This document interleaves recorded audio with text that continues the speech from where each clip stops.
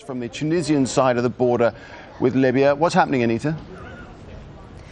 Things have taken an extraordinary turn at this crossing, Nick.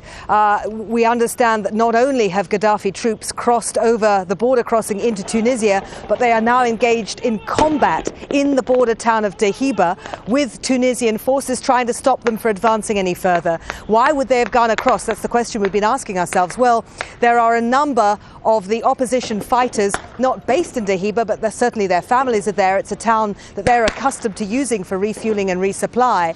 But Colonel Gaddafi's forces, we thought initially, might have gone across because they wanted to leave this fight.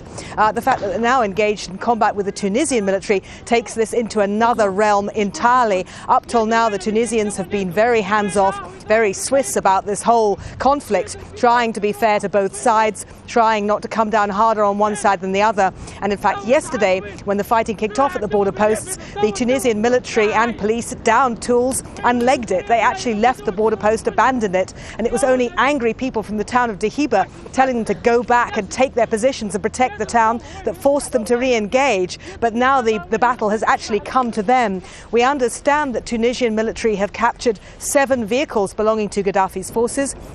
We've heard reports, not corroborated, of a young boy shot in the foot by Gaddafi's military and a woman in that village killed by a rocket or artillery from Gaddafi's forces hitting her house. As I say, those reports are uncorroborated. So as far as the border crossing goes, it's still flying the Gaddafi flag, but the battle that started yesterday raged right through the night and is still obviously going on now. And Anita, how important is the fight for this border crossing in the whole scheme of things?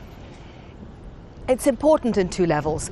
For the opposition fighters, it is their lifeline, quite literally. This mountain region, it's an enormous portion of Western Libya, is absolutely dependent on the movement of supplies, medical equipment, and being able to move their injured back across into Tunisia for help. And that is what they've been able to do to a limited degree using old smuggling routes through the border. But when they took the border crossing last week, they were able to move massively and really consolidate their gains in that region.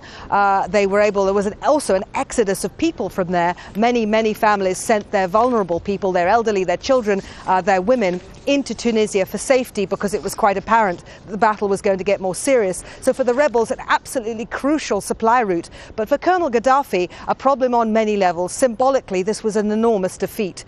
Symbolically, this was a tremendous blow to his position, what he maintains, that in fact the rebellion is limited to the east of the country and the west belongs to him. This quite clearly demonstrated that that was not the case. Anita, leave it there for the moment. Thanks very much indeed. Back with you as things